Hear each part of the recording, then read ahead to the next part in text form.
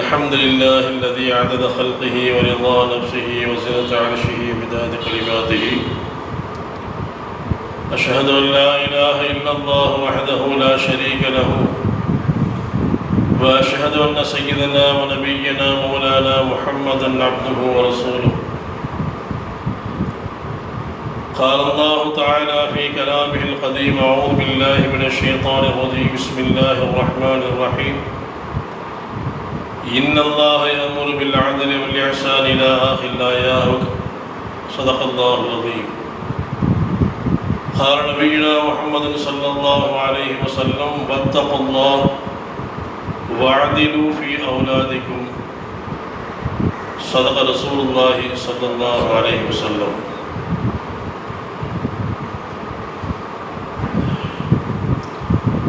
எல்லா புகழும் அல்லாஹ் ஜல்ல ஜலாலுஹு ஒருவனுக்கே உரித்தாகட்டும். பெருமான் ஸல்லல்லாஹு அலைஹி வஸல்லம் அவர்கள் மீதும் அவர்களுடைய வழியை பிறழாது பிசகாது பின்பற்றி வாழ்ந்த சஹாபாக்கள், நல்லோர்கள், நாதாக்கள், வலிவார்கள், சாலிஹீன்கள் அனைவருக்கும் அல்லாஹ் ஜல்ல ஜலாலுஹு அவருடைய ரஹ்மத்தையும் பேரருளையும் தந்தருள்வானாக. ஆமீன். சமூகம் செய்திருக்கக்கூடிய மரியாதைக்குரிய விழாவுடைய தலைவர், மஸ்ஜிதினுடைய தலைமை இமாம் ஹஸரத் பிருந்தகி அவர்களே, மரியாதைக்குரிய உலமா பெருமக்களே,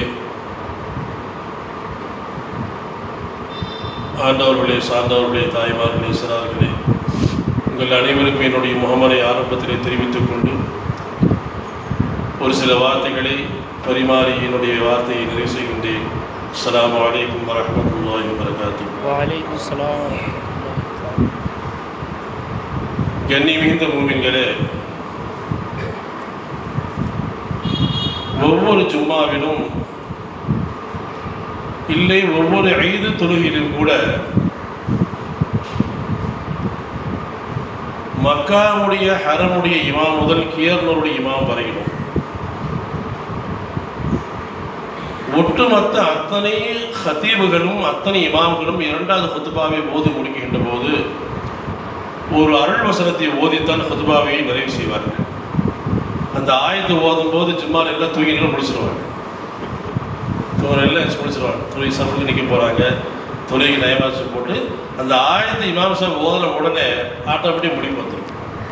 எல்லா இடங்களும் அப்படித்தான் இருக்குது. கண்ணியமிகுந்த பெருமக்களே, எனக்கு கொடுக்கப்பட்டுள்ள தலைப்பு நீதி நபியின் நிர்வாகத்திறன். இதுக்குள்ள நான் போறதுக்கு முன்னாடி குர்ஆன்ல ஆயிஷா ரலியல்லாஹு அன்ஹாவுடைய அறிவிப்பின் பிரகாரம் 6666 வசனங்களில்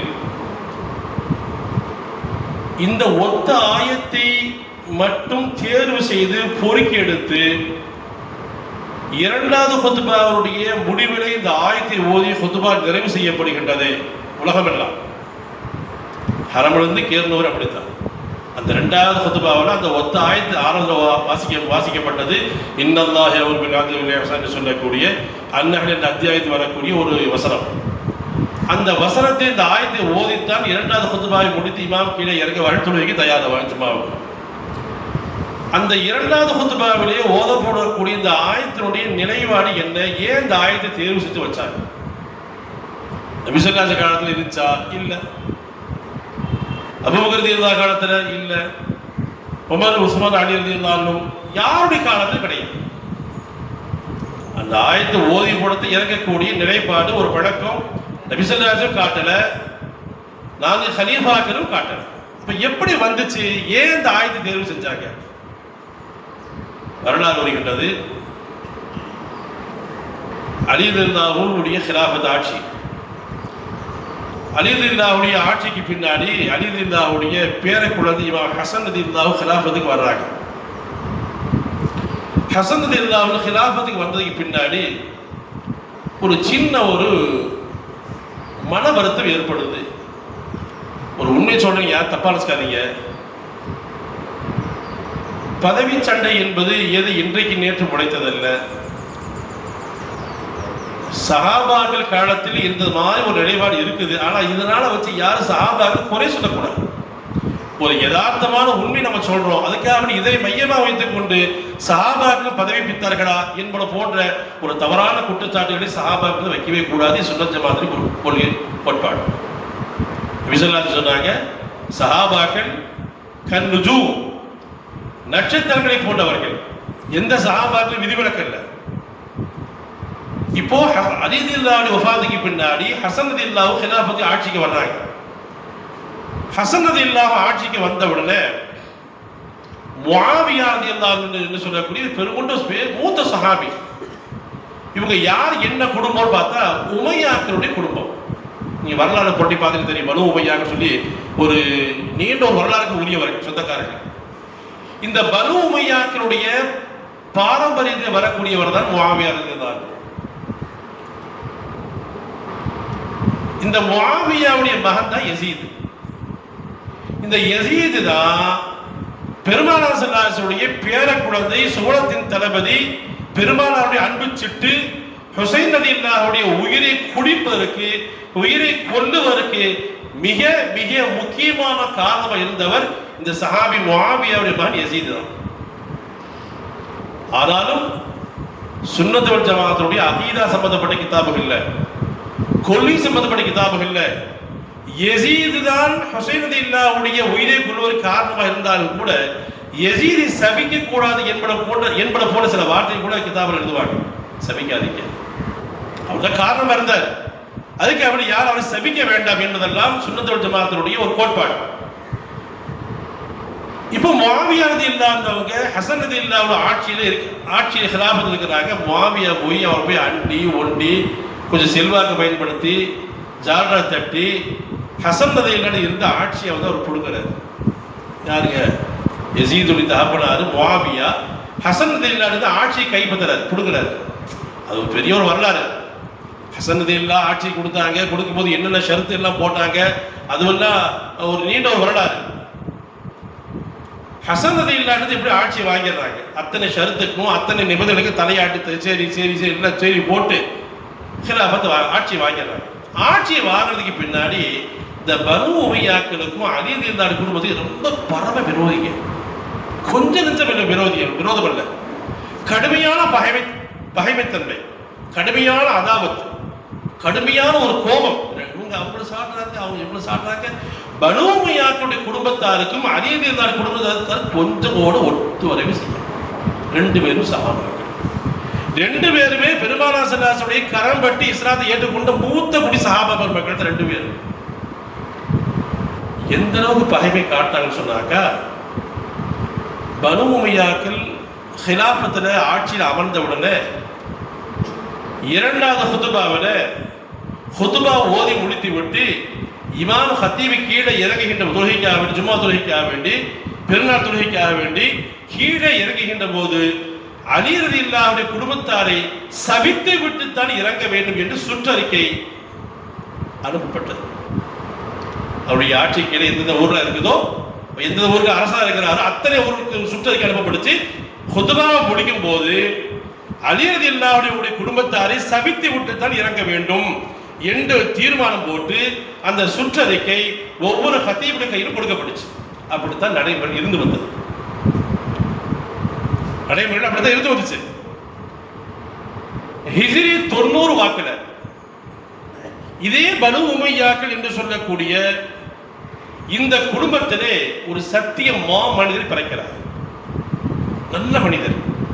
பனு உமையாக்கள் அலி ரலியல்லாஹு குடும்பத்தை ரொம்ப டிஸ்டர்ப் பண்ணவங்க, ரொம்ப இன்னல் துன்பம் கொடுத்தவங்க.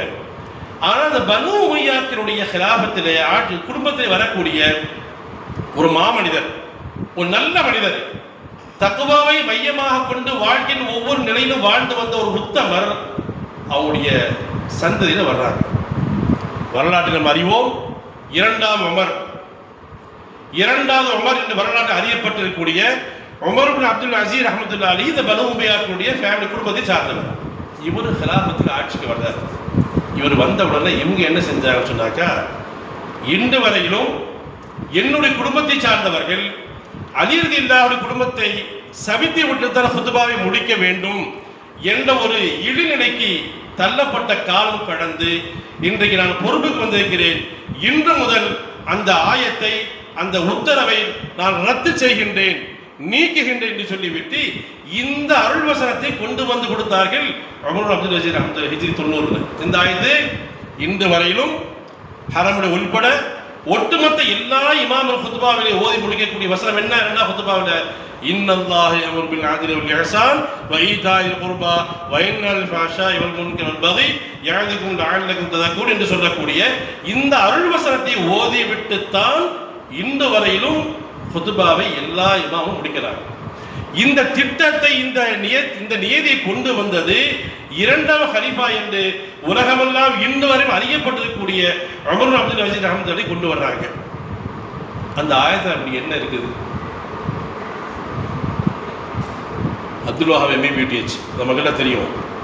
ஒரு 30 வருஷத்துக்கு முன்னாடி பெரிய ஒரு மிகப்பெரிய எழுத்தாளர். அவங்க இந்த ஆயத்துக்கு மட்டுமே ஒரு பெரிய புக்கள் எழுதுகிறார். தித்திக்கும் திருமறை பழைய பதிப்பில் இருக்கும்.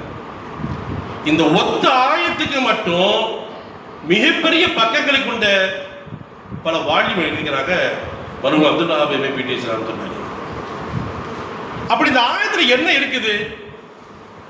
உமர் அப்துல் அஜீஸ் ரஹ்மத்துல்லாஹி தன்னுடைய முன்னோர்கள் ஆமாக்கள் கொண்டு வந்த அந்த நிலைப்பாட்டை நீக்கிவிட்டு முற்றிலுமா ரத்து கேன்சல் செய்துவிட்டு இனிமேல் இந்த ஆயத்தை தான் ஓத வேண்டும், இது என்னுடைய உத்தரவு என்று சொல்லி கொண்டு வந்தார் அல்லவா. அந்த ஆயத்தில் என்ன இருக்குது பார்த்தா 3 ஏவல் 3 விளக்கு, 3 அம்ரு 3 நஹி, 3 ஏவல் 3 விளக்கல். இந்த ஜும்மாவுக்கு கூட நீங்க அந்த ஆயத்தை கேட்டிருப்பீங்க. இன்ஷா அல்லாஹ் வரக்கூடிய ஜும்மால அந்த ஆயத்தை கேட்க போறோம். கியாமத் வரை அந்த ஆயத்தை கேட்க போறோம். குர்ஆன்ல எத்தனை ஆயத்து இருக்குது? அத்தனை ஆயத்தினை நாம் விட்டு உமர் அப்துல் அஜீஸ் ரஹ்மத்துல்லாஹி இந்த ஒத்த ஆயத்தை தேர்வு செய்து இந்த ஆயத்தை ஓதி விட்டு தான் குத்பாக்கள், ஹதீமார்கள், இமாம்கள் தங்களுடைய குத்பாவை நிறைவு செய்ய வேண்டும் என்று சொல்ல வரக்கூடிய அளவுக்கு இந்த ஆயத்தில் என்ன இருக்கு சொன்னாக்கா 3 ஏவல் 3 விளக்கல். இந்த ஆயத்தை குறித்து அல்லாமா இப்னு மஸ்ஊத் ரலியல்லாஹு அன்ஹு சொல்லுவாங்க, குர்ஆனுடைய ஒட்டுமொத்த ஹுலாசா சாராம்சம், குர்ஆனுடைய ஒட்டுமொத்த சாராம்சமே இந்த ஆயத்தில் தான் இருக்கிறது. குறிப்பாக இந்த 3 ஏவல் 3 விளக்கல், 3 அம்ரு 3 நஹி, இதில் தான் ஒட்டுமொத்த குர்ஆனுடைய சாராம்சம் இருக்கின்ற காரணத்தால் இந்த ஆயத்தை ஓதிய உடனே இந்த வருட குத்பாக்களை இமாம்கள் நிறைவு செய்கிறார்கள். இந்த 3 ஏவல் சொல்லப்பட்டது 3 விஷயத்தில் அல்லாஹ் ரப்பல் இஸ்ஸத் இந்த உம்மத்துக்கு சொல்லக்கூடிய முதல் வார்த்தை இன்னல்லாஹ யஅமுரு பில் அத்ல், அல்லாஹ் உங்களுக்கு நீதியை கொண்டு ஏவுகின்றார், அல்லாஹ் உங்களுக்கு நீதியை கொண்டு ஏவுகிறார். எனக்கு கொடுக்கப்பட்ட தலைப்பே நீதி நபியின் நிர்வாகத்திறன். நீதிதான் இந்த உலகத்திற்கு பெருமானார் ஸல்லல்லாஹு அலைஹி அவர்கள் இந்த உலகத்திற்கு வந்ததுடைய நோக்கமே நீதி ஹயாத்தாக்கப்பட வேண்டும், சத்தியம் தலை தூக்க வேண்டும், நியாயத்திற்கு இந்த உம்மத்து கட்டுப்பட வேண்டும் என்ற ஒற்றை லட்சியத்திற்காக வேண்டித்தான் பெருமானார் ஸல்லல்லாஹு அலைஹி நபியாகவே அனுப்பப்பட்டார். ஹதீஜா ரலியல்லாஹு அன்ஹா பெருங்கொண்ட ஒரு விஐபி, பெருங்கொண்ட ஒரு பண முதலை, பெரிய ஒரு செல்வ சீமாண்டி. ஏற்கனவே 2 கணவருக்கு மனைவியா வாய்க்கப்பட்டவர் ஹதீஜா அம்மா. மூன்றாவதாக நபி ஸல்லல்லாஹு அலைஹி அவர்கள் ஹதீஜா அம்மையாருடைய பொருட்களை எடுத்துக்கொண்டு போய் ஷாமுக்கு வியாபாரம் செய்கிறார்கள் பெருமானார் ஸல்லல்லாஹு அலைஹி அவர்கள். ரசூலுல்லாஹி ஸல்லல்லாஹு அலைஹி அவர்கள் ஷாமுக்கு ஹதீஜா அம்மாவுடைய பொருளை எல்லாம் எடுத்துக்கொண்டு வந்து வியாபாரம் செய்து வரக்கூடிய அந்த நிலைப்பாட்டில் கூட போன பெண்கள் ஆண்கள் எல்லாம் ரசூல் ஸல்லல்லாஹு அலைஹி வஸல்லம் ஒவ்வொரு அம்சங்களா ஒவ்வொரு நிலையிலும் பார்க்கறாங்க. ஷாம்லேருந்து வர்றாங்க, வியாபாரம் முடிச்சு வர்றாங்க, நபி ஸல்லல்லாஹு அலைஹி அவர்கள் நியாயத்துக்கு கட்டுப்படுறாங்க, நீதிக்கு கட்டுப்படுறாங்க, சத்தியத்துக்கு கட்டுப்படுறாங்க. வியாபாரம் எந்த திட்டு பொருள் நினைத்து கூட பார்க்க முடியாது. அப்படிப்பட்ட தூய்மையான வியாபாரம் பெருமானார் ஸல்லல்லாஹு அலைஹி வஸல்லம் வியாபாரம். இந்த செய்தி எல்லாம் ஹதீஜா அம்மையாருடைய காதுக்கு செய்தி கிடைக்குது. அப்ப ஹதீஜா அம்மா 2 கணவரையும் இழந்த ஒரு நேரம், 40 வயசு நிறைவுபட்ட ஹதீஜா அம்மா. இப்ப இந்த நிலையில ஹதீஜா அம்மையாரை பெண் கேட்டு திருமணம் செய்ய ஆசைப்பட்டு அதிகமான பண முதலைகள், அதிகமான செல்வ சீமான்கள் எல்லாம் ஹதீஜா அம்மையாரை பெண் கேட்டு தூது அனுப்புறாங்க. அந்த அம்மா யாருக்கும் தலை சாய்க்கல, யாரையும் கபூல் செய்யல. நீங்க இன்னைக்கு கூட மக்களுடைய ஹரம்க்கு இதில் டவர், அந்த டவர்லாம் ஹதீஜா அம்மாவுடைய இடம் தான். நீங்கள் சர்ச் பண்ணி பாருங்க. மக்காவுக்கு ஹரம்க்கு நேர் வெளியே இருக்கக்கூடிய மக்கா டவர் பெரிய வாச்சிருப்பாங்க. அதை ஒட்டி கொண்டு அத்தனை இடங்களும் ஹதீஜா அம்மையாவுக்கு சொந்தமான இடம். பெரிய செல்வ சீமாட்டி.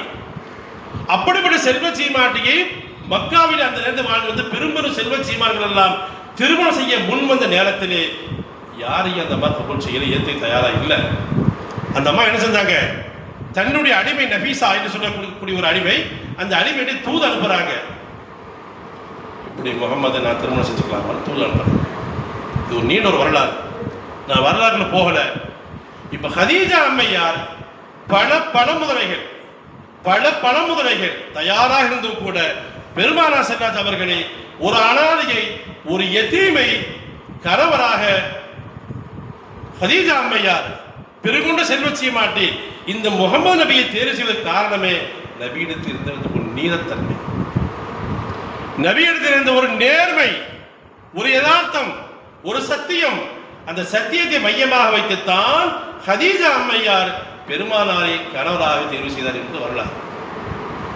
இப்படி ரசூலுல்லாஹி ஸல்லல்லாஹு அவர்கள் வாழ்வு அத்தனையும் நுபுவத்துக்கு முன்னாலும் சரி, நுபுவத்துக்கு பின்னாலும் சரி, நபியாக அனுப்பப்படுவதற்கு முன்னாலும் சரி, அனுப்பப்பட்டதுக்கு பின்பும் சரி, ரசூலுல்லாஹி ஸல்லல்லாஹு அலைஹி அத்தனை நிகழ்வுகளுமே நீதிக்கு கட்டுப்பட்டு அது யாரா இருந்தாலும் சரி, நிறைய குடும்பத்தார், சொந்த பந்தம், உறவினர்கள், பழக்கப்பட்டவர்கள் யாராக இருந்தாலும் சரி, ஒட்டுமொத்த நியாயத்தை, நீதியை கடைபிடித்து வாழ்ந்தவர்கள், கற்றுக் கொடுத்தவர்கள் பெருமானார் ஸல்லல்லாஹு அலைஹி வஸல்லம்.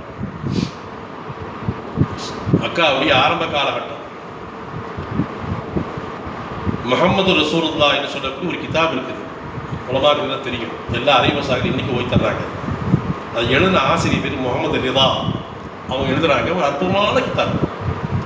யாரத்த தமிழில் ஒரு கிதாப் போட்டிருக்காங்க, ரஹியக்னு சொல்லி போட்டு, ரஹியக் மர்த்தூம் சொல்லி போட்டு. அந்த கிதாப் அத்தனைக்கும் அந்த முகமது ரசூலுல்லாஹ் மொழியாக்கம் தான், தர்ஜுமா தான். அந்த முகமது ரசூலுல்லாஹ் ஒரு வரலாறு வருது. மக்காவுடைய ஆரம்ப காலகட்டம் இஸ்லாம் தான் பரவிட்டு இருக்குது, முழுமையாக பரப்பப்படலை. பிரகாசம் உலகம்லாம் அடிக்க ஆரம்பித்து திரும்ப மக்காவுக்குள்ள பார்த்தா இஸ்லாம் பரவிட்டு இருக்குது. அந்த நேரத்தில் இந்த குறைஷ் என்ன செய்வான்னு சொன்னாக்கா, மக்காவுக்குள்ள யாராவது வெளியூர்காரங்க வந்துட்டா ஒரு அட்வைஸ் பண்ணுவாங்க, ஒரு எச்சரிக்கை பண்ணுவாங்க. என்ன எச்சரிக்கை? எங்கே போகிறீங்க, இன்ன வேலையை போகிறீங்க, அந்த வேலையை மட்டும் பார்த்துட்டு இருந்தீங்க, ஒரு ஆள் அங்கே புதுசாக வந்திருக்காரு, அவர் ஏதாவது சொன்னால் காவலுக்கு கேட்டாதீங்க, மோசமான ஆடு, நம்முடைய ஆபாக்களை குறை சொல்றாரு, நம்முடைய சிறைகளை குறை சொல்றாரு, நம்முடைய முன்னோர் வணங்கி வந்த தெய்வங்களை குறை சொல்றாரு, அவர் சொல்றதெல்லாம் காது கொடுத்து கேட்டாதீங்க, அமைதியாக போயிட்டு வந்துருக்கீங்க சொல்லி அனுப்புவோம். இந்த அடிப்படையில் ஒரு ஆள் வர்றாரு, மக்கா விட்டு வர்றாரு. அவர் பேர் வரலாற்றில் துஃபைல் இப்னு அம்ரு தௌசி. தௌசிங்கிறது ஒரு குடும்பத்துடைய பேர், கோத்திரம். அபூ ஹுரைரா நம்ம வரலாறு கேள்விப்பட்டிருப்போம். தாலிம் கிதாபில் ஹதீஸ் வரலாறுல பற்றி சொன்னாக்கா அபூ ஹுரைரா அறிவிக்கிறாரு, அபூ ஹுரைரா அறிவிக்க சொல்லுவாங்க. இந்த அபூ ஹுரைரா அந்த தௌசுடைய கோத்திரத்தை சார்ந்தவர் தான். இப்போ துஃபைல் இப்னு அம்ர் ரலியல்லாஹு அன்ஹு மக்காவுக்குள்ள வர்றாங்க. மக்காவுக்குள்ள வரும்போது வழமையாக மக்காவாசி குறைஷி எல்லாம் அவரை தடுத்து நிறுத்தி எங்கே போகிறீங்க கேட்குறாங்க. உள்ள சொந்த வேலையை போகிறேன். சரி போங்க. போகும்போது வழியில் இந்த நபரை பார்த்து சொன்னால் கொஞ்சம் கேர்ஃபுல்லாக இருங்க, கொஞ்சம் ஒரு மார்க்கத்தை மாற்றிடுவார், வார்த்தை மாற்றிடலாம், கொஞ்சம் எச்சரிக்கை பண்ணுறாரு. இவர் சொல்கிறாரு, நான் யார் தெரியுமா, பப்பு வேகாத விட்டார். ஏன்னா அந்த வீட்டு பப்பன் நான் ஒரு சிறமையான ஆள். உண்மையிலே யார் அவரை பற்றி சொல்கிறாங்க, வகான துஃபைலு ஷரீஃபன் ஷாயிரன் லபீபன், 3 வார்த்தை எழுதுறாங்க.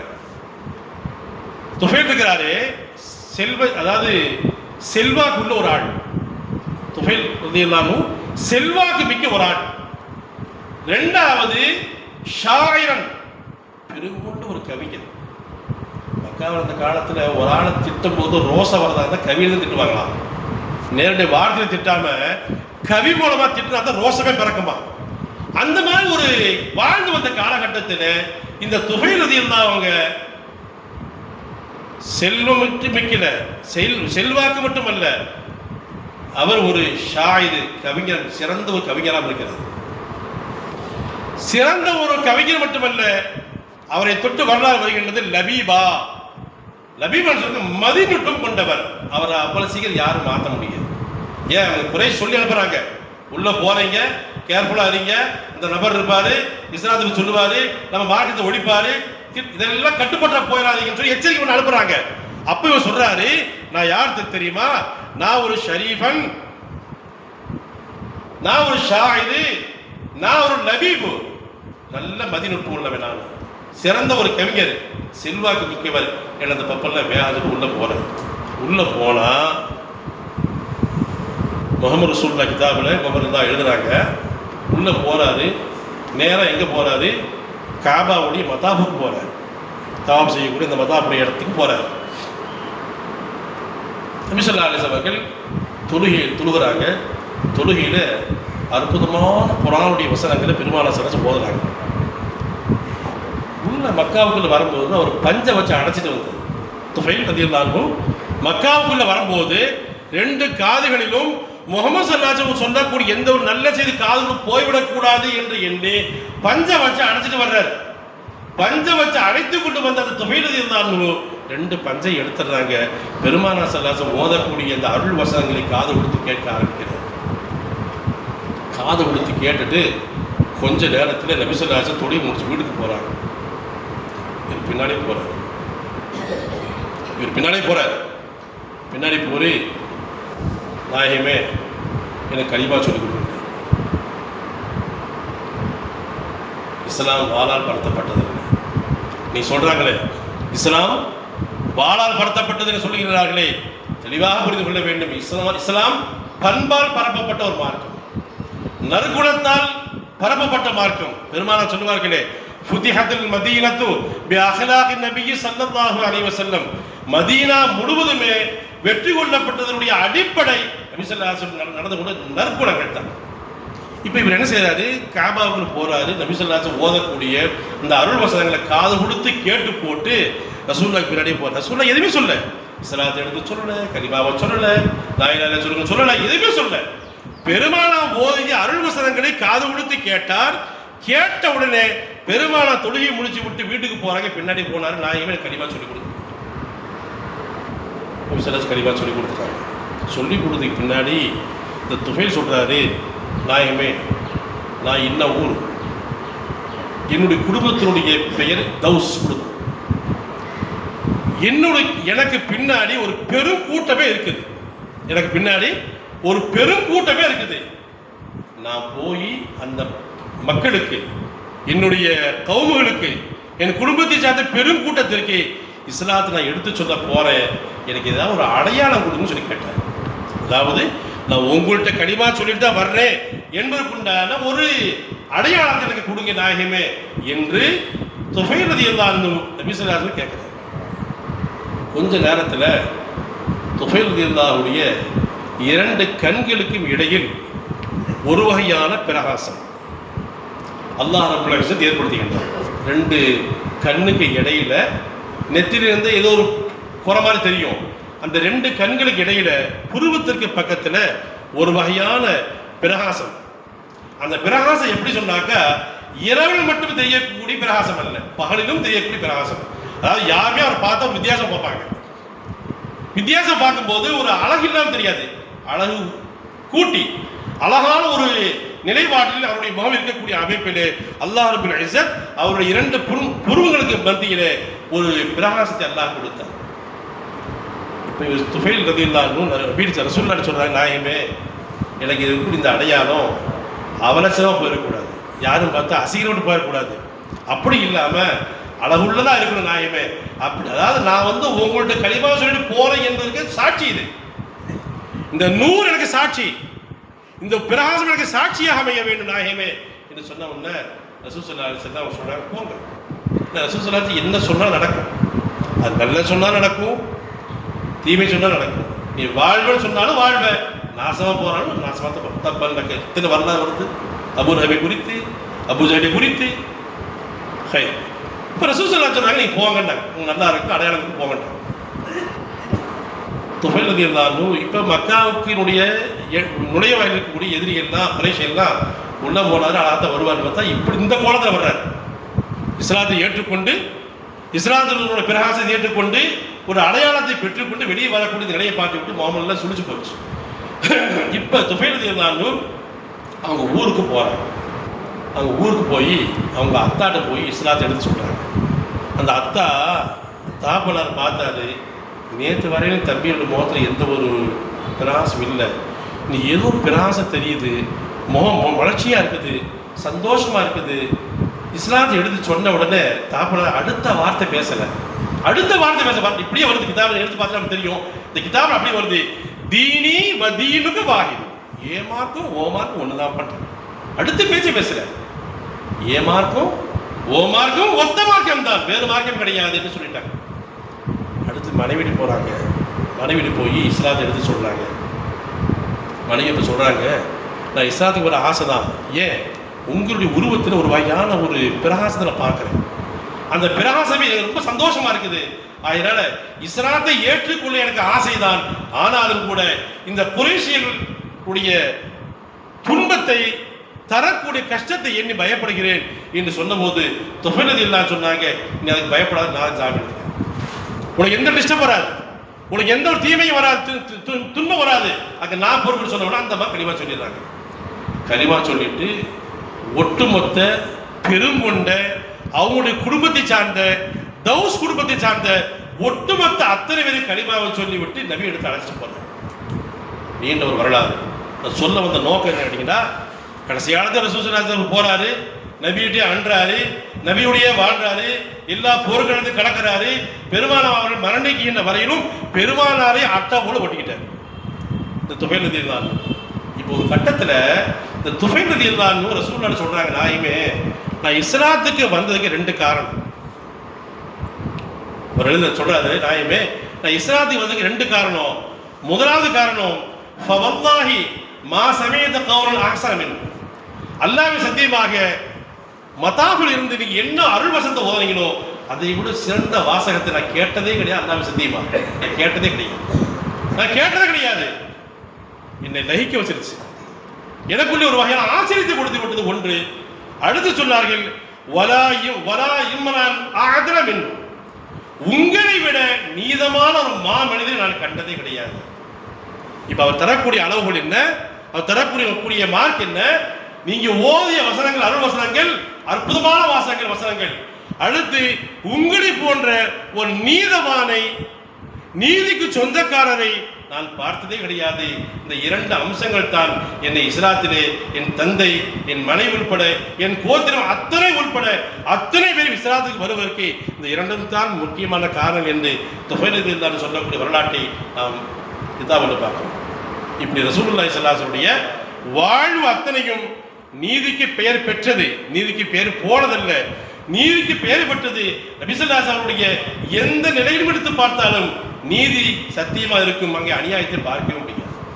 யாராவது ஒரு ஆள் இருந்தான், கரீமத்தில் பொருள் வருது,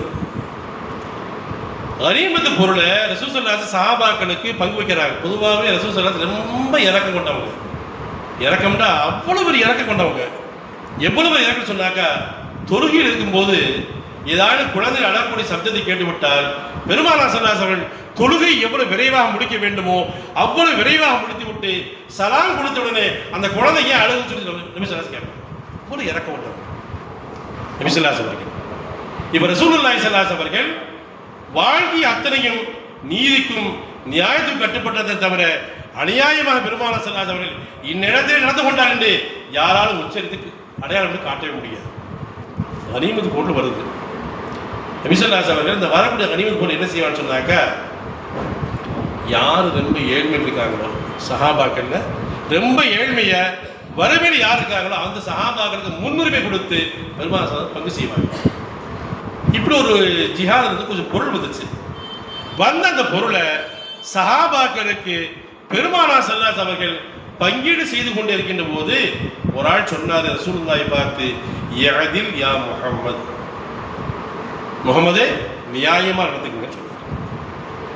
வரலாற்றில் அவர் பெயர் துல் ஹுவைஸரா என்று அறியப்படுகிறது. துல் ஹுவைஸரா சொன்னார், யஅதில் யா முஹம்மத், முஹம்மதே நியாயமா நடந்துக்குங்க. யார் யாருக்கு பாடம் நடத்துறாங்க? ஹதீஸ்ல வருது, நபி ஸல்லல்லாஹு சொன்னாங்க, இந்த உலகத்திலே என்னை விட நியாயமாக யாரையும் நீங்கள் பெற்றுக்கொள்ளவே முடியாது. அல்லாஹ்வின் சத்தியமாக சத்தியம் பண்ணாங்க. அல்லாஹ்வின் சத்தியமாக இந்த உலகத்திலே என்னை விட ஒரு நீதிவானை நீங்கள் பெற்றுக்கொள்ளவே முடியாது என்று பெருமானார் சொல்கின்ற போது நபி ஸல்லல்லாஹு அலைஹி வஸல்லம் தங்க வதனம் அப்படியே மாறிவிட்டது. ரோஸ் கலர் மாறி போச்சு, சிவந்து போய்விட்டது. யார் இந்த ஆளு? துல் ஹுவைஸரா. வரலாறு எழுதுறாங்க, இவர் சுன்னத்து வல் ஜமாஅத்தினுடைய கோட்பாட்டுக்கு நேர் மாற்றமான ஒரு கோட்பாடு இன்று வரையில் பின்பற்றப்பட்டு வருகின்ற வஹாபியாத் என்று சொல்லுகிறோம்லவா, அந்த தவறான கொள்கை கோட்பாடுக்கு உண்டான அடிப்படை ஒரு மனிதர் இந்த துல் ஹுவைஸரா. இவர்தான் பெருமானாரை பார்த்து யஅதில் யா முஹம்மது, முஹம்மது நியாயமானதுன்னு சொல்லி சொன்னது இந்த ஆள் தான். இன்னைக்கு இன்று வரையிலும் சுன்னத்து வல் ஜமாஅத்திற்கு நேர் மாற்றமான கோட்பாடுக்கு சொந்தக்காரர்கள், கொள்கைக்கு உடையவர்கள் இவருடைய அனந்தரக்கார வாரிசுக்காரர்கள். எனவே ரசூலுல்லாஹி ஸல்லல்லாஹு அலைஹி வஸல்லம் வாழ்வு அத்தனையும் நீங்கள் எந்த கோணத்தில் புரட்டி பார்த்தாலும் சரி, எந்த வடிவத்தில் பார்த்தாலும் சரி, அங்கே நீதிக்கு புறம்பாக எந்த ஒரு நிலைகளையும் பெருமானார் ஸல்லல்லாஹு அலைஹி வஸல்லம் வாழ்க்கையில் பார்க்கவே முடியும். எண்ணிமதி பெருமக்களே, நபி ஸல்லல்லாஹு அலைஹி அவர்கள் குழந்தை பிறக்கிறாங்க. நமக்கெல்லாம் வரலாறு தெரியும். குழந்தை பிறந்த கொஞ்ச நாள் ஆமினா அம்மா பால் குடித்தாங்க. ஏறத்தாழ ரசூலுல்லாஹி ஸல்லல்லாஹு அலைஹி அவர்கள் 8 பெண்கிட்ட பால் குடிச்சிருக்காங்க. 8 பெண்கள்கிட்ட பெருமானார் ஸல்லல்லாஹு அலைஹி பால் குடிக்கிறார்கள். மக்காவுடைய ஆரம்ப பழக்கப்படுத்தான். குழந்தை பெற்றுருவாங்க, பால் கொடுக்கறதுக்காக விட அடுத்த ஒரு வாடகை தாய் ஏற்படுத்துவார்கள். ஏன்? கிராமத்துக்கு வருவாங்க, கிராமத்துடைய காற்றோட்டம் எல்லாம் நல்லா இருக்கும், நல்ல அரபி சுத்தமான அரபி பேசுவாங்க. இதெல்லாம் என் குழந்தைக்கு வேணும் என்ற நல்ல எண்ணத்தோடு குழந்தைகளுக்கு மாதத்துலேயே ஒரு துவப்பா ஒரு வாடகைக்கு ஒரு பேசி ஒரு பெண்ணிடத்தை குழந்தை கொடுத்துருவாங்க. அந்த குழந்தை போய் கொஞ்ச நாள் அந்த குழந்தையை வளர்த்து கூட கொடுத்துட்டு போயிடுவாங்க. இப்போ ரசூலுல்லாஹி ஸல்லல்லாஹு அலைஹி அவர்களை ஹலீமத்து ஸஅதிய்யா ரலியல்லாஹு அன்ஹா பெற்றுக்கொள்கிறார்கள். அது எப்படி பெற்றுக்கொண்டாங்க, ஏன் பெருமானார் தேர்வு செஞ்சாங்க, அதுக்கெல்லாம் நீண்ட ஒரு வரலாறு. சரி, ரசூலுல்லாஹி ஸல்லல்லாஹு அலைஹி அவர்கள் குழந்தையை வாங்கிய மாத்திரத்திலே ஹலீமத்து ஸஅதிய்யாவுடைய உடலிலே பாலே கிடையாது, வத்தி போனது. அவங்க கிராமத்திலிருந்து மக்காவுக்குள் வரும்போது ஹலீமா அம்மா மட்டும் வத்தி போகல, ஹலீமாவுடைய உடல் பாகம் அத்தனை மற்றும் போய்விட்டது. குழந்தைக்கு பாலை கிடையாது. ஹலீமத்து ஸஅதிய்யா சுமந்து வந்த அந்த கோவில் கழுதை வத்தி போய்விட்டது, இழைத்து போய்விட்டது. கொண்டு வந்த அந்த ஒட்டகம், கிழட்டு ஒட்டகம் எல்லாம் ஒத்தி போயிடுச்சு, ஒண்ணுமே இல்லை, பாலுமே கிடையாது. இப்ப ரசூலுல்லாஹி ஸல்லல்லாஹு அலைஹி அவர்களை குழந்தையை வளர்க்கக்கூடிய பால் கொடுக்கக்கூடிய அந்த பொறுப்புக்கு ஹலீமத்து ஸஅதிய்யா அம்மா வாங்கி நெஞ்சோடு அணைத்தவுடனே எங்கிருந்தோ ஒரு வகையான பரக்கத் அந்த அம்மாவுக்கு மட்டுமல்ல, அந்த அம்மா வசித்து வந்த அத்தனை ஊருக்கும் ஒரு வகையான பரக்கத்தை அல்லாஹ் தஆலா வீசி விட்டார், நிரப்பி விட்டார். ஹலீமத்து ஸஅதிய்யா ரலியல்லாஹு அன்ஹா வாழ்ந்து வந்த ஊரு காஞ்சு கருவடா போயிருச்சு. பெருமானாரை பெற்றுக்கொண்டு என்றைக்கு வந்தார்களோ அவங்க ஊருக்கு எல்லாம் பசுமையாக மாறிவிட்டது என்பதோடு மட்டுமல்ல, அந்த குழந்தை கொஞ்சமா விவரம் தெரிய வெளியே குழந்தைய வரும்போது யூதர்கள் அந்த குழந்தையை பார்க்குறாங்க. அந்த குழந்தை உற்று நோக்கி துருவி பார்க்குறாங்க.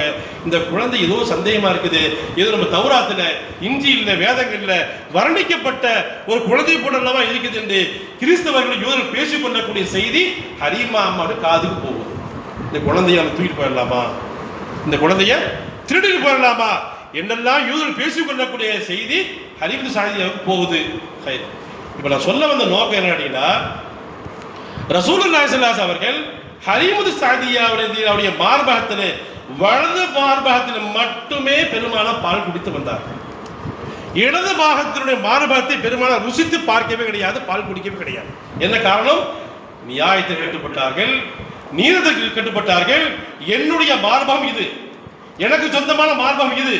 அந்த இடது பாகத்தினுடைய மார்பகம் ஹலீமத்து ஸஅதிய்யாவுடைய தம்பதிக்கு பிறந்த குழந்தைக்கு என்று பெருமானார் ஒதுக்கி விட்டார்.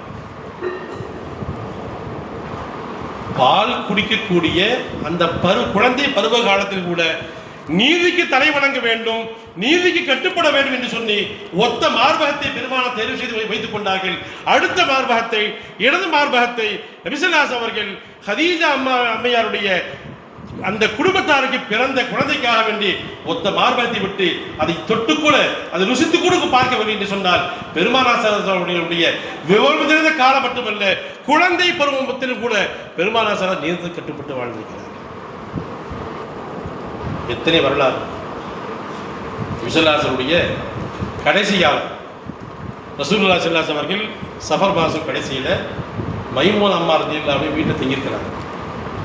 பொதுவாகவே ரசூலுல்லாஹி ஸல்லல்லாஹு அலைஹி அவர்கள் 13 மனைவி 15 மனைவி என்னெல்லாம் வரலாறு இருக்குது. ஒரு விஷயம் நான் புரிஞ்சுக்கணும். இன்றைக்கி நம்ம இஸ்லாத்தில் இருக்கக்கூடிய சில இஸ்லாமியர்கள் கூட பெருமானாரை குறித்து தெளிவான வரலாறு தெரியாத காரணத்தால், யதார்த்தமான வரலாறை புரியாத காரணத்தால், தெரிந்து கொள்ளாத காரணத்தால் பெருமானார் இத்தனை மனைவியா என்னெல்லாம் பேசக்கூடிய நிலையோடு இந்த வரையும் இருந்து கொண்டிருக்கிறது. ஒரு காலத்தை சொன்னாலுங்க பெருமானா பெண் பித்தர் என்னெல்லாம் சொன்னார்கள். ஆனால் அதுக்கு பெருமானாரே பதில் சொன்னார்கள், மாலி பின் நிசாய் பின் ஹாஜா, எனக்கு பெண்கள் எந்த தேவை கிடையாது. அப்ப ரசூலை ஏன் இத்தனை மனைவி செஞ்சாங்க? இத்தனை பெண்களை பெருமாள் ஏன் திருமணம் செஞ்சாங்க? இஸ்லாத்தினுடைய தேவைக்காக வேண்டி, இஸ்லாத்தினுடைய நன்மைக்காக வேண்டி பெருமானா ஸல்லல்லாஹு அலைஹி வஸல்லம் அத்தனை மனைவி திருமணம் செய்து கொண்டார்கள் என்று நீண்ட ஒரு வரலாறு உண்டு. இப்போ ரசூலுல்லாஹி ஸல்லல்லாஹு அலைஹி அவர்கள் கடைசி காலத்தில் மைமூனா அம்மாவுடைய வீட்டில் தங்கியிருக்கிறாங்க. அன்றைய இரவு மைமூனா அம்மாட்ட தங்கக்கூடிய ஒரு முறை பங்கீடு. அந்த பங்கீட்டில் அந்த முறையிலே பெருமானா ஸல்லல்லாஹு அலைஹி அவர்கள் மைமூனா ரலியல்லாஹு அன்ஹா வீட்டில் தங்கியிருக்கின்ற போது பெருமானாருக்கு ஒரு வகையான உடலிலே மாற்றம் ஏற்படுகின்றது. ஒரு வகையான சொல்லப்பட மௌத்துடைய அறிகுறி. பெருமானாருக்கு மௌத்துடைய அறிகுறி. கைபர் போர்க்களத்தில் ஒரு யூத பெண்ணு பெருமானாருக்கு விஷம் கொடுத்தாள் அல்லவா, அந்த விஷத்தினுடைய வேலை, விஷம் தன்னுடைய பணியை இப்பதான் செய்ய ஆரம்பிக்கிறது. நபிசல்லா சொன்னாங்க, அம்மா ஆயிஷா, கைபர் போர்க்களத்தில் ஒரு யூத பெண்ணு விஷத்தை தடவி எனக்கு உணவை கொடுத்தாள் அல்லவா, அந்த உணவு எனக்கு இப்போது குணத்தை காட்ட செய்கிறதுன்னு சொல்லி அடுத்து சொன்னாங்க, ஐஷா அம்மா, அந்த உணவு விஷம் துவைக்கப்பட்ட அந்த உணவு என் குரல் வழியை அறுக்குதம்மான்னு சொன்னாங்க. என் குரல் வழியை அப்படியே அறுக்குன்னு சொன்னாங்க. அவ்வளவு கஷ்டமா இருக்குது. இப்ப மைமூனா ரலியல்லாஹு வீட்டுல நபி ஸல்லல்லாஹு அலைஹி தங்குறாங்க. தங்கி இருக்கின்ற போது பெருமானா ஸல்லல்லாஹு அலைஹி அந்த வஃபாத்துடைய நோய் அங்க ஆரம்பமாகுது. இப்ப ரசூலுல்லாஹி ஸல்லல்லாஹு அலைஹி அவர்களுடைய அந்த கடைசி கட்டம், அந்த கடைசி நேரத்தில் கூட பெருமானா ஸல்லல்லாஹு அலைஹி அவர்கள் என்னை தூக்கி கொண்டு போய் ஆயிஷா அம்மாவோட வீட்டில் விடுங்கன்னு சொல்லி சொன்னா யாரும் அங்கே எதிர்ப்பு பேச ஆள் கிடையாது. அல்லாஹ் யாரும் கிடையாது. மைமூனாவுடைய பங்கீடு அந்த இரவு மைமூனா அம்மா தங்கி முறையாக தங்கியிருக்கிறாங்க. இப்போ ரசூலுல்லாஹி ஸல்லல்லாஹு அலைஹி வஸல்லம் எனக்கு இங்கே முடியலாமா, இங்கே சிரமமா இருக்குது, என்ன பண்ணுவோம், ஆயிஷா வீட்டை விட்டுருங்க என்று போனால் பெருமானாரை தடுத்து வழிபடுத்தி கேட்டு யாருமே கிடையாது. ஆனாலும் பெருமானா ஸல்லல்லாஹு அலைஹி அவர்கள் மற்ற உம்மஹாத்துல் மூமினீன் மற்ற மனைவிகள் எல்லாம் மஷூரா பண்றாங்க, உங்களுடைய கணவருக்கு அல்லாஹ்வுடைய தூதருக்கு இது போன்ற ஒரு ரொம்ப கஷ்டமா இருக்குது, அதனால எனக்கு நீங்க எல்லாம் அனுமதி கொடுத்தீங்கன்னு சொன்னாக்கா நான் ஆயிஷாவுக்கு போயிடுவேன் என்று பெருமானா ஸல்லல்லாஹு அலைஹி எல்லா மனைவிட்டும் ஒப்புதல் கேட்கறாங்க. நியாயமா போய்க்கணுமே, நீரந்தாவும் யாருடைய மனசை புண்படுத்தக்கூடாது என்று எண்ணி இந்த உம்மத்துக்கு வழிகாட்ட ரசூலுல்லாஹி ஸல்லல்லாஹு அலைஹி வஸல்லம் எல்லா மனைவியிடத்திலும் ஒரு மஷூரா கேட்கறாங்க. எல்லா மனைவியும் போகலாங்க. இப்போ நமக்கு சந்தேகம் வரலாம், 13 மனைவி 11 மனைவி 9 மனைவிலாம் சொல்லப்படுது இல்லவா, இந்த 9 மனைவியை குறித்து ரசூலுல்லாஹி ஸல்லல்லாஹு அலைஹி வஸல்லம் ஆயிஷா மட்டும் ஏன் குறித்து சொன்னாங்க? ஆயிஷாவுடைய வீட்டுக்கு போறேன் என்று சொல்லி ஆயிஷாவை குறித்து மட்டும் பெருமானா குறிப்பிட்டு சொன்னது மற்ற மனைவிகளுக்கு ஒரு வகையான ஒரு மனசு ஒரு அழுத்தம் இருக்கலாம். நமக்கே இருக்கலாம், ஏன் சொன்னாங்க ஆயிஷா அம்மாவுடைய வீட்டுக்கு போற மட்டும், மற்ற வீடெல்லாம் வீடா தெரியலையா, மற்ற வீடா தெரியலையா, மனைவியா தெரியலையா? பெருமானா ஸல்லல்லாஹு மற்ற மனைவிட்டு அனுமதி வாங்கிட்டு ஆயிஷா அம்மாவோட வீட்டுக்கு ஏன் போறாங்க என்று சொன்னால் அங்கே வரலாறு பதிவு செய்வார்கள், அறிக்கை பெருமக்கள் சொல்கின்றார்கள். பொதுவாகவே நபிமார்களை பொறுத்தவரையிலும் எந்த இடத்துல மௌத்தாகிறாங்களோ அங்கே அடக்கமான பொதுவான ஒரு சட்டம். நபிமார்கள் எந்த இடத்துல வஃபாத் ஆகிறாங்களோ, உயிர் போகுதோ அந்த இடத்தை விட்டும் அடுத்த இடத்துக்கு நகர்த்த முடியாது. பொதுவான ஒரு சட்டம் எல்லா நபிமார்களுக்கும். இப்ப ரசூலுல்லாஹி ஸல்லல்லாஹு அலைஹி பார்த்தாங்க, இந்த வியாதி எனக்கு மரண வியாதி. மைமூனா அம்மாவுடைய வீட்டில் ஏற்பட்ட இந்த வியாதி இருக்குதுல்லவா, இந்த இடையில நல்லா ஒரு வியாதி அல்ல. ஏறத்துல 13 நாட்கள் பெருமானா படுத்த படுக்கையில் இருந்தாங்க. இப்ப ரசூலுல்லாஹி விளங்கிருச்சு, இது நல்லா போகக்கூடிய வியாதி அல்ல, ஒட்டுமொத்தமாக இந்த ஆளவே தூக்கி கொண்டு போகக்கூடிய வியாதி. என்பதையெல்லாம் அல்லாஹ் தஆலா பெருமானாருக்கு அறிவித்து விட்டார் என்னமோ தெரியவில்லை. ரசூலுல்லாஹி ஸல்லல்லாஹு அலைஹி வஸல்லம் ஆயிஷாவை குறித்து ஏன் சொன்னாங்க, ஆயிஷாவுடைய வீட்டை குறித்து ஏன் சொன்னான்னு சொன்னாக்கா, ஆயிஷா ரலியல்லாஹுடைய வீட்டுக்கு பக்கத்துல தான் சொர்க்கத்தினுடைய ஒரு துண்டு அங்க இருக்குது. கிதாத்து மினல் ஜன்னா, சொர்க்கத்தினுடைய ஒரு துண்டு. இன்னைக்கு ஹஜ்ஜுக்கு போறாங்களே, மக்காவில் இருக்கக்கூடிய ஒரு சொர்க்கத்தினுடைய பொருள் ஹஜ்ர் அஸ்வத் கல்லு, மதீனாவில் இருக்கக்கூடிய சொர்க்கத்தினுடைய ஒரு பொருள் ரௌதத்து மின் ரியாத் ஜன்னா. அந்த இடத்துக்கு பக்கத்துல தான் ஆயிஷா அம்மாவுடைய வீடு. இப்போ ரசூலுல்லாஹ்க்கு தெரியுது நான் மௌத்தா போயிருவேன், மௌத்தா ஆமினா வீடு ஒன்று தான் அந்த மதீனாவுடைய மஸ்ஜித் நபிக்கு உள்ள இருக்குது, மற்ற எல்லா மனையோட வீடும் பள்ளிக்கு வெளியே இருக்குது. பள்ளிக்கு வெளியே பெருமானா ஒரு கால் மௌத்தாகிவிட்டால் மஸ்ஜித் நபிக்கு வெளியே அடக்கம் செய்யப்படக்கூடிய ஒரு நிலை ஏற்பட்டு விடும் என்று என்ன வெளியே அங்கே தூக்கிட்டு வர முடியாது. இங்கே மௌத்து எங்க மௌத்தாகிறாங்க அங்கே அடக்கம் பண்ணணும், பொதுவான ஒரு சட்டம். இப்போ ரசூலுல்லாஹி ஸல்லல்லாஹு அலைஹி வஸல்லம் பார்த்தாங்க, என்னுடைய இந்த மௌத்து, என்னுடைய இந்த வியாதி மரண வியாதி, இந்த வியாதியில் போயிருவேன், ஆகினால் ஒரு கால் நான் மரணித்து விட்டால் ஆயிஷா வீட்டில் என்ன அடக்கம் பண்ணுங்க, அது சொர்க்கத்துக்கு போங்க என்று சொல்லி பெருமானார் ஸல்லல்லாஹு அலைஹி வஸல்லம் அவர்கள் அந்த கடைசி தருணத்தில் கூட, முடியாத கஷ்டத்தில் கூட எல்லா சஹாபா எல்லா மனைவியிடத்திலும் எல்லா மனைவியிடத்திலும் அனுமதியை பெற்றுக்கொண்டு ஆயிஷா ரலியல்லாஹு வீட்டை மட்டும் பெருமானார் தேர்வு செய்ததும் நபிமார்கள் இடம் தான் அங்கதான் அடக்கம் பண்ணணும், இடம் மாறி அடக்கம் பண்ணக்கூடாது. அந்த யதார்த்தத்தை இந்த உம்மத்து புரிந்து கொள்ள வேண்டும் என்பதற்காக வேண்டி ரசூலுல்லாஹி ஸல்லல்லாஹு அலைஹி வஸல்லம் ஆயிஷா அம்மாவுடைய வீட்டு தேர்வு செய்தார்கள். அருமையான பெருமக்களே, நபி ஸல்லல்லாஹு அலைஹி வஸல்லம் வரலாற்றை நீங்கள் எந்த கோணத்தை பார்த்தாலும் சரி, துல்ஹுவைஸா சொன்ன மாதிரி நபியே நேர்மையா நடந்துக்கன்னு சொல்லி பெருமானாருக்கு யாரும் அடையாளம் காட்டவே முடியாது, காட்ட தேவையில்லை. நேர்மையின் மிகப்பெரிய ஒரு பிறப்பிடமாக, நேர்மைக்கு சொந்தமாக பெருமானார் வாழ்ந்து காட்டிய ஒன்றா இரண்டா. செல்லம் கிளாஸில் பால் சாப்பிட்டாங்க. பொதுவாகவே ஷைஹ்மார்கள் உண்மையான ஷைஹ்மார்கள் அவரை புரிஞ்சுங்க. இன்னைக்கு நிறைய போலி புறப்பட்டு வந்துட்டு இருக்கிறாங்க, இன்னைக்கு நிறைய வருதுங்க. உண்மையான போலி ஷைஹ்மார்கள் நீங்கள் அடையாளம் காக்கணும், அந்த வழி இருக்குது. உண்மையான ஷைஹ்மார்கள் சாப்பிட்டு அந்த பொருளை வாங்கி சாப்பிட ரொம்ப பறக்கிறதுக்கு நான் அதை அனுபவிச்சுக்கிறேன். நான் ஹிப்ஸு ஓதக்கூடிய காலத்துக்கு நான் அனுபவிச்சுக்கிறேன். நீங்கள் ஹிப்ஸு ஓதுக்கு உஸ்தாது சாப்பிட்ட பொருள் நான் சாப்பிட்ருக்கேன், மெண்டு போட்ட பொருள் நான் சாப்பிட்ருக்கேன். நான் பள்ளியில் உட்காந்து சொல்கிறேன், என்னுடைய உஸ்தாது ஹிப்ஸு உஸ்தாது எனக்கு மெண்டு போட்ட வெத்தலை நான் சாப்பிட்ருக்கேன். பரக்கத்தான பொருள் ஒன்று இருக்குது, பரக்கத்தான ஒரு வஸ்து இருக்கின்றது. நபி ஸல்லல்லாஹு அலைஹி அவர்கள் பால் சாப்பிட்றாங்க கிளாஸ். யூசுப் அலைஹிஸ்ஸலாம் யாக்கூப் அலைஹிஸ்ஸலாம் தந்தை விட்டு பிரிக்கப்பட்டார்கள். பிரிக்கப்பட்டு எகிப்திலே ஆட்சியில் இருந்தாங்க. இப்போ யாக்கூப் அலைஹிஸ்ஸலாம் எனக்கு சொல்கிறேன், யாக்கூப் அலைஹிஸ்ஸலாம் யூசுப் அலைஹிஸ்ஸலாமுடைய பிரிவை எண்ணி எண்ணி எண்ணி எண்ணி அழுது அழுது அழுது கண்ணு குருடா போயிடுச்சு. குர்ஆன் இருக்குது, குர்ஆன் ஆயத்து இருக்குது. மகனுடைய பிரிவை தாழ முடியாமல் தாங்க முடியாமல் அழுது அழுது கண்களே வெளியே போய்விட்டது, கண்களில் தண்ணியே கிடையாது. இந்த செய்தி எகிப்தில் ஆட்சி செய்யக்கூடிய யூசுப் அலைஹிஸ்ஸலாத்துக்கு அல்லாஹ் மறைமுகமாக கற்றுத் தருகிறார். இப்போ யாக்கூப் அலைஹிஸ்ஸலாம் என்ன செய்யறாங்க, யூசுப் அலைஹிஸ்ஸலாம் என்ன செய்யறாங்க, ஒரு வர்த்தக கூட்டம் வருது, வியாபார கூட்டம். அந்த வரக்கூடிய வியாபார கூட்டத்துக்கு பரக்கத்து இல்லையே சொல்றாங்க பார்த்தீங்களா. இன்னைக்கு சில அமைப்புகளை பரக்கத்துலாம் கிடையாதுன்னு சொல்லி சொல்றாங்க பார்த்தீங்களா.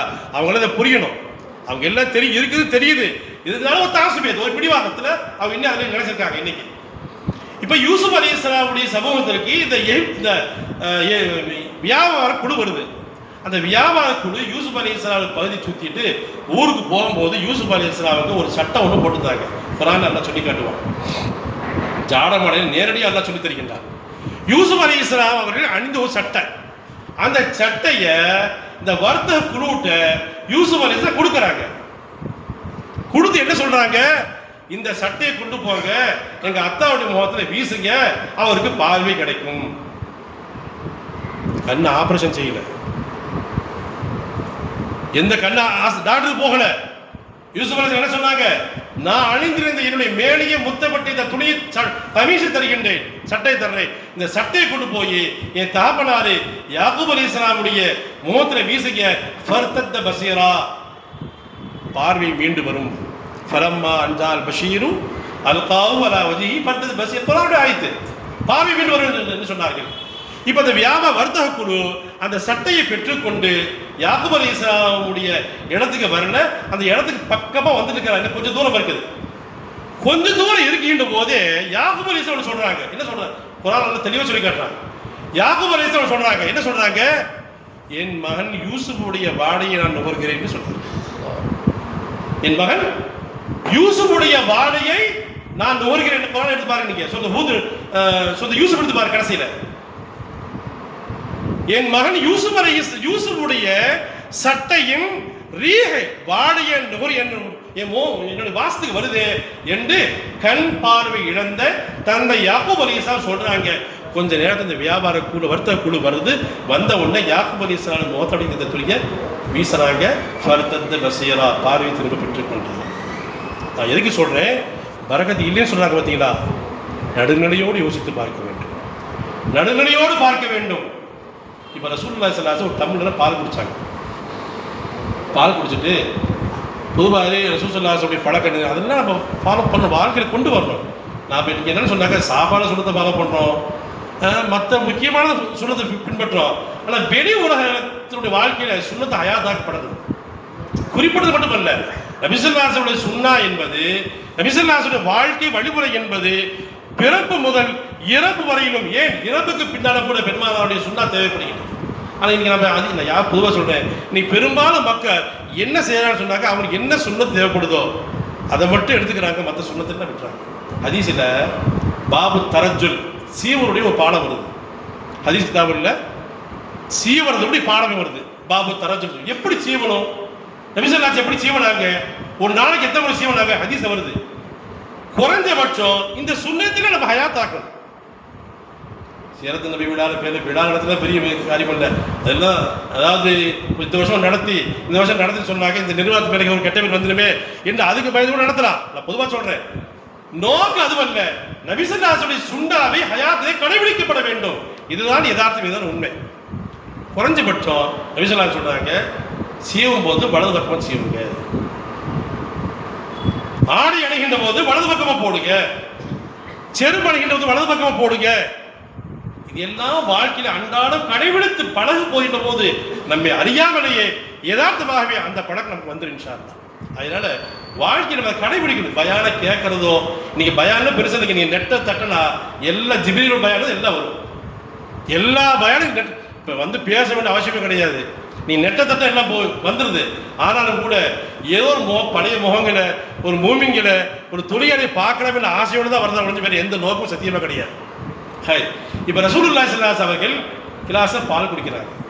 பால் குடிச்சிட்டு என்னைக்குமே பெருமானார் ஸல்லல்லாஹு அலைஹி வஸல்லம் நல்ல காரியங்களை வலது பக்கத்தை செய்வாங்க.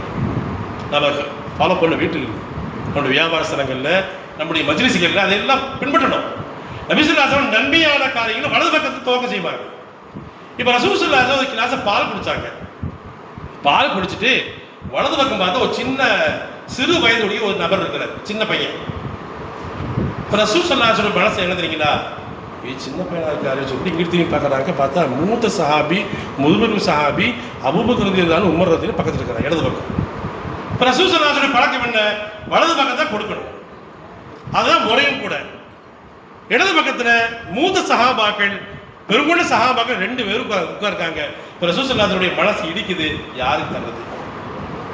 இந்த பக்கம் மூத்த சஹாபாக்கள் அபூபக்கர் உமர் ரலியல்லாஹு அன்ஹுமா, இந்த பக்கம் சின்ன பையன் இருக்கிறாரு அப்படி சொல்லிட்டு ரசூலுல்லாஹி ஸல்லல்லாஹு அலைஹி அவர்கள் நினைத்திருந்தால், மனம் வைத்திருந்தால், அந்த சின்ன பையனை கேட்காமலேயே பெருமானார் ஸல்லல்லாஹு அலைஹி அவர்கள் அந்த கிளாஸில் எஞ்சிய பாலை இந்த சஹாபாக்கள் கொடுத்துருக்க, அபூபக்கருக்கு பெருமாளை கொடுத்துருக்கலாம். ஆனாலும் பெருமாள் அப்படி கொடுக்கவில்லை. இங்கே நீ பெருமாளுடைய நியாயத்தை பார்க்க வேண்டும், பெருமானார் ஸல்லல்லாஹு அலைஹி நீதத்தை பார்க்க வேண்டும். நபி ஸல்லல்லாஹு என்ன செஞ்சாங்க, அந்த சிறுட்டு போய் இந்த சின்ன நபர் போய் பெரிய மாமனிதர் அல்லாஹ் தூதர் அந்த சின்ன பையனை போய் கேட்குறாங்க, ஏப்பா இடது பக்கத்தில் பெருங்குள்ள சஹாபாக்கள் இருக்கிற ஹதீஸ் இருக்குதுங்க, புகாரி இருக்கு, உள்ள ஹதீஸ். நபி ஸல்லல்லாஹு அலைஹி சின்ன பையனை போய் கேட்குறாங்க, ஏப்பா இடது பக்கத்தில் 2 பெருங்குள்ள சஹாபாக்கள் இருக்கிறாங்க, அவங்களுக்கு தருவதற்கு நீ அனுமதி தரலையான்னு சொல்லி அனுமதி. அந்த சின்ன பையனை போய் நபி ஸல்லல்லாஹு அலைஹி அவர்கள் அனுமதி கோர வேண்டிய நிலைப்பாடு என்ன வந்துருச்சு? நபிக்கு தேவையில்லை. ஆனாலும் இந்த உம்மத்தை நீதத்தை கடைபிடிக்க வேண்டும், எந்த நேரத்திலும் எந்த காலத்திலும் இந்த சூழலில் நியாயத்தை கடைபிடிக்க வேண்டும் என்ற ஒரு பாடத்தை இந்த உம்மத்துக்கு கற்றுத்தர வேண்டும் என்ற நல்ல எண்ணத்தோடு வயதில் வரம்பெல்லாம் பார்க்காம அந்த சின்னவட்ட கேட்டாங்க நபிசார் கேட்டாங்க, நான் சிறுவரே உன்னுடைய பங்கை நீ உங்களுக்கு தந்துடலாமா? அவரா கொடா பண்ண அந்த சின்னவர் சாதாப்பட்டாள் இல்லை. நாயகமே நீங்க வாய் வச்சு குடிச்ச இடத்துல நான் குடிக்கல காத்துக்கு நான் எப்படி அவங்க விட்டு தருவது? விட முடியாதுன்னு சொன்னார். கல்வி தாகம் பெருமாளை குடிச்ச இடத்துல கொஞ்சம் வாய் வச்சு குடிச்சா ஒரு பரக்கத்து கிடைக்க வேண்டும், ஒரு தாகம் ஏக்கம். அது சின்னவர் சொன்ன, நாயகமே நீங்க குடிச்சு போட்டு மீதி பாலை தருவீங்க, நீ குடிச்ச இடத்த வாய் வச்சு நான் குடிக்க காத்திருக்கும் போது அது யாரா இருந்தா எனக்கு என்ன, என் பங்கு நான் யாருக்கு விட்டு தர மாட்டேன் என்று சொன்னார் இந்த சிறுவர் சஹாபி. அப்படியானால் பெருமானார் ஸல்லல்லாஹு அலைஹி வஸல்லம் வாழ்வு அத்தனையும் நீங்கள் புரட்டி பார்த்தால் எந்த ஒரு சூழ்நிலையிலும், கோபத்திலும் சரி, கோபத்துக்கு மாற்றமாக வேறு எந்த நிலையிலும் சரி, பெருமானார் ஸல்லல்லாஹு அலைஹி வஸல்லம் அவர்கள் நீதத்திற்கு மாற்றமாக பெருமானார் நடந்ததாக எந்த வரலாற்றையும் பார்க்கவே முடியாது. அருமையான பெருமக்களே, எத்தனை வரலாறு உண்டு. நபி ஸல்லல்லாஹு அலைஹி அவருடைய மஹ்ஸூம் என்று சொல்லக்கூடிய ஒரு கபீலா, ஒரு கோத்திரம், ஒரு குடும்ப ஃபேமிலி. அது ஒரு அம்மா பாத்திமா, ஒரு அம்மா திருடிருச்சு. திருட உடனே அந்த காலத்தில் பெரும்பாலும் இந்த குலப்பெருமை தாண்டவம் ஆடுச்சு. இன்னைக்கு சில நேரங்களை பார்க்கலாம், இந்த குலப்பெருமை ஒரு ஜாகிருடைய பழக்கம் இன்னைக்கு இருக்குது, அந்த காலத்தில் இருந்துச்சு குலப்பெருமை. மஹ்ஸூம் கோத்திரம் என்பது ஒரு பிரபல்யமான ஒரு குடும்பம். அந்த குடும்பத்தை சார்ந்த ஒரு பொண்ணு திருடிருச்சு. இப்போ அவங்க பேசிக்கிறாங்க, இந்த திருட்டுக்காக வேண்டி ரசூலுல்லாஹி ரசூலுல்லாஹி போய் சொல்லி எந்த ஒரு தண்டனை பனிஷ்மெண்ட் கொடுக்காம அப்படியே மறைச்சிடலாம என்று எண்ணி சில பேர் என்ன செஞ்சாங்க, ரசூலுல்லாஹி ஸல்லல்லாஹு அலைஹி வஸல்லம் வடக்கு மகன் ஸைத் இப்னு ஹாரிஸா ரசூலுல்லாஹி ரொம்ப அண்டி இருப்பார், ரசூலுல்லாஹி ஒட்டி இருப்பார். ஸைத் இப்னு ஹாரிஸா ரலியல்லாஹு அன்ஹு ஒட்டுமொத்த சஹாபாக்களிலேயே குர்ஆனிலேயே தெளிவாக சொல்லப்பட்ட ஒத்த பேர் அவருடைய பேர் மட்டும்தான். பலம்மா கதா ஸைது மின்ஹா வதரன் ஸவ்வஜ்னாகா என்று சொல்லக்கூடிய இந்த வசனத்துல இந்த ஸைத் இப்னு ஹாரிஸாவுடைய பேர் மட்டும்தான் அல்லாஹ் குர்ஆன்ல பட்டவட்டமா சொல்லியிருக்கிறான். இப்போ இவங்க பேசுறாங்க, ஸைத் இப்னு ஹாரிஸா ரசூலுல்லாஹி ரொம்ப வேண்டிப்பட்டவர், நெருக்கமானவர். அந்த ஸைத் இப்னு ஹாரிஸா சொல்லி அனுப்பலாம், இந்த மாதிரி தெரியாம திருடிருச்சு, யாரும் பப்ளிக் படுத்த வேண்டாம், அதை அப்படியே மறைச்சிடலாமே, தண்டனை கொடுக்க வேண்டாமே என்று ஸைத் இப்னு ஹாரிஸாட்ட சொல்லி அனுப்பலாம் என்று மக்கள் பேசிக்கிறாங்க. பேசிக்கொண்டதோடு மட்டுமல்ல, ஸைத் இப்னு ஹாரிஸா வந்து சொல்லவும் செஞ்சாங்க, இந்த மாதிரி ஒரு தப்பு நடந்து போச்சு, நீங்கள் ரசூலுல்லாஹி போய் கொஞ்சம் கிருமி செஞ்சு அதை அப்படியே மறைச்சிருங்களேன் என்று சொன்னபோது ஸைத் இப்னு ஹாரிஸா முற்றிலும் மறுத்தார். ஏன்? ஸைத் இப்னு ஹாரிஸாவுக்கு பெருமாளுடைய வாழ்க்கை அத்தனையும் நிழல் தெரியும், நன்கு தெரியும். எந்த கோலத்தை பெருமாள் சத்தியத்துக்கு விட்டு கொடுக்க மாட்டான் என்று தெரியும். கொஞ்சம் யோசனை பண்ணாரு, அந்த ஆளுங்க விடல. ஸைத் இப்னு ஹாரிஸாவை அழுத்தம் கொடுத்தாங்க. அழுத்தம் கொடுத்து வேற வழி இல்லாமல் ரசூலுல்லாஹி போய் கேட்குறாரு, நான் இந்த மாதிரி ஒரு சம்பவம் நடந்து போச்சு, அது எந்த ஒரு தண்டனை கொடுக்காம அதை அப்படியே மூடி மறைச்சல. இன்னைக்கு சேரா பார்த்தீங்களா, இன்னைக்கு குற்றவாளி நிரபராதி ஆக்கப்படுறான், நிரபராதி குற்றவாளி ஆக்கப்படுறான். இன்னைக்கு அதுதான் நடக்குது. இதை ஸைத் இப்னு ஹாரிஸா சொன்னபோது ரசூலுல்லாஹி ஸல்லல்லாஹு அலைஹி வஸல்லம் சொன்னார்கள், உங்களுக்கு முன்னால் வாழ்ந்த சமூகம் அழித்ததுக்கு காரணம் என்ன தெரியுமா? அன்னஹும் இதா சரிகு ஷரீஃப தரகுஹு, ஒரு செல்வன் சமுதாயத்திலே பெருங்கொண்ட ஆட்கள் திருடி விட்டால் அதை அப்படியே மறைத்து விடுவார்கள். வைதா சரித ஃபீஹிமுல் லைஃபு, ஏழைகள் சமுதாயத்திலே அறியப்படாத திருடி விட்டால் அகாமு அலில் ஹத்த, தண்டனை கொடுப்பார்கள். இந்த ஒத்த காரணத்தால் தான் முன்னிருந்த சமுதாயம் அழிஞ்சு போனது என்று சொல்லிவிட்டு நபி ஸல்லல்லாஹு அலைஹி வஸல்லம் சொன்னாங்க, அல்லாஹ்வின் சத்தியமாக என் மகள் ஃபாத்திமா திருடி இருந்தாலும் லா கதஅது யதஹா, என் மகள் ஃபாத்திமாவாச்சே விட்டு கொடுக்க மாட்டேன், கையை வெட்டுவேன் என்று பெருமானார் ஸல்லல்லாஹு அலைஹி வஸல்லம் சொல்லி. இதுதான் பெருமானார் ஸல்லல்லாஹு அலைஹி வஸல்லம் யதார்த்தமான வாழ்க்கை. எனவே கண்ணியம் இந்த பெருமக்களே, நபி ஸல்லல்லாஹு அலைஹி வஸல்லம் வாழ்க்கையை நீங்கள் எந்த முறையிலே எந்த கோணத்திலே பார்த்தாலும் சரி, இந்த சமூகத்திற்கு இந்த உம்மத்துக்கு தேவையான பல்வேறு நசியத்துகளை, பல்வேறு உபன்யாசங்களை, பல்வேறு பாடங்களை, படிப்பினங்களை அல்லாஹ் ரப்பல் இஸ்ஸத் மறைத்து வைத்திருக்கிறார் என்பதை நாம் புரிந்து கொள்ள வேண்டும். இன்றைக்கு நியாயம், நீதம் என்பது இன்றைக்கு நீதத்தை தர வேண்டிய மஸ்ஜிதில் கூட, இன்னைக்கு நீதத்தை தர வேண்டிய, நீதத்துடைய பாடங்களை கற்றுத்தர வேண்டிய மஸ்ஜிதில் கூட இன்றைக்கு நியாயம் தவறி நேர்மை இல்லாமல் நடக்கக்கூடிய மஸ்ஜித் எத்தனை எத்தனை. நீதத்தை கற்றுத்தர வேண்டிய பாடங்கள் மறக்கடிக்கப்படுகின்றது. அதை பத்தி சப்ஜெக்ட்ல பேசினாலே இன்னைக்கு நிர்வாகம் ஓப்பனா சொல்றாங்க, மனதிலே சொல்றாங்க, அஜரத் இதை பத்தி பேசாதேன்னு சொல்றாங்க, இதை பத்தி பேசாதேன்னு சொல்றாங்க. அருமையான பெருமக்களே, ஆயினால் தான் இன்னைக்கு நீதிமன்றங்களில் கூட கருப்பு துணியை கண்ணிலே கட்டிக்கொண்டு ஒரு உருவம் இருக்கிறார். என்ன காரணம்? அதையும் சொன்னார்.